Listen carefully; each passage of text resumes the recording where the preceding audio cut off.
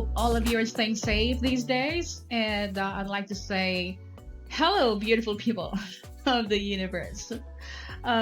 This is Judy again, a call center professional, and this is Call Center Talk. Last time we spoke about the call center. What is a call center? So right now we're going to talk about what are the two types of call centers. Well, if you have been in an interview as an applicant in a call center, I believe this question has been thrown at you. Like, what is a call center? How do you understand a call center? What are the types of call centers? So these are actually one of the typical questions that an interviewer would ask you. But not everybody is blessed enough to know about all the stuff about the call center. So let's talk about the types. So these are number one, an inbound and outbound. So an inbound call center is a center, or rather is a call center that accepts calls. So the agents, if you're an agent in an inbound call center, all you need to do is just sit there and take calls or receive calls, pick up calls from the clients. Basically, that's the definition of an inbound call center. What about an outbound call center? An outbound call center is a center where the agents are going to make calls or call people from all over the globe wherever the client is. All right. So basically, that's it, an inbound and outbound call center. But let's talk about the clients, because I have overheard, yes, sometimes I overhear people talking about call centers. They really actually don't have a broad idea of what a call center is. So let me tell you this. It's not just a place where you take calls and your clients will just people from all over the globe making calls and you are receiving them and talking about anything under the sun. No, it's not like that. So every call center has clients, and these clients vary from one industry to another. So it's not true that if you're in a call center, you just sit there and talk to people randomly. No, it's not like that.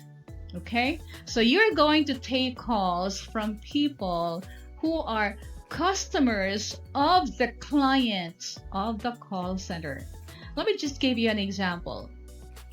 Most of the clients in the call centers are American businesses, okay?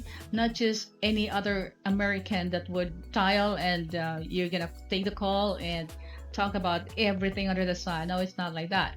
So you're going to take a call from a customer of a particular business in the US.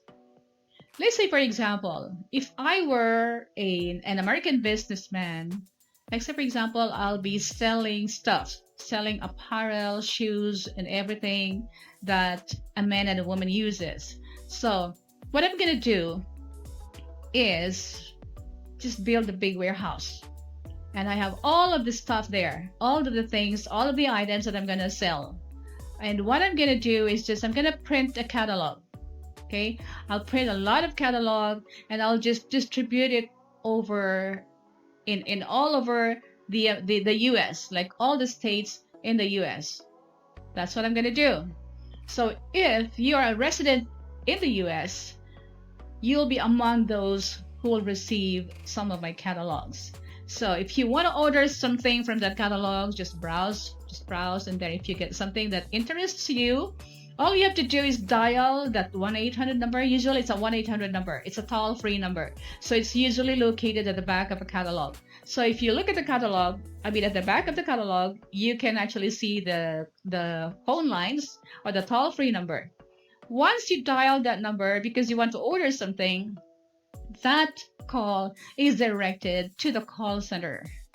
Not just in the Philippines, because there are call centers all over the world right now. Even the US has its own call center right now. But I know for a fact that most of the businesses in the US or any other country would prefer outsourcing, meaning to say that they're going to hire a call center from offshore, say for example in the Philippines or India. But right now, the Philippines is the most preferred center in the world, not just because the Filipinos are very generous or hospitable, but because most of the Filipinos speak English better than any other non-English speaking countries in the world. So, back to the topic.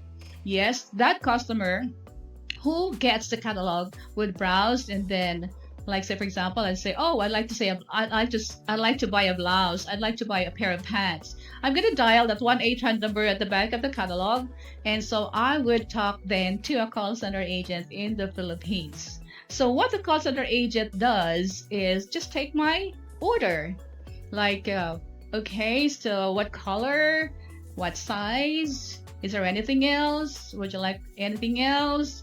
So whatever the order is from the customer, that call center agent would take the order. There is actually a system, and that system is called CRM, or Client Relations Manager. That's a system that is given by the client to the center. And once a call center agent would key in orders in the system, okay, once she or he hits enter, the order is directed to the server of the client in the US. So if I were, let's say, like what I said previously, if I were a businessman in the US, that's what I'm going to do, because I will be saving a lot in overhead expenses. What I'm going to do is just build a big warehouse, put everything in it, and distribute catalogs all over the US. So once I receive that order, like I said, when the agent hit enter, the order is going to be directed to my server. So now I'm looking at the orders. So I'm going to have some of my staff to prepare the shipping of the particular order.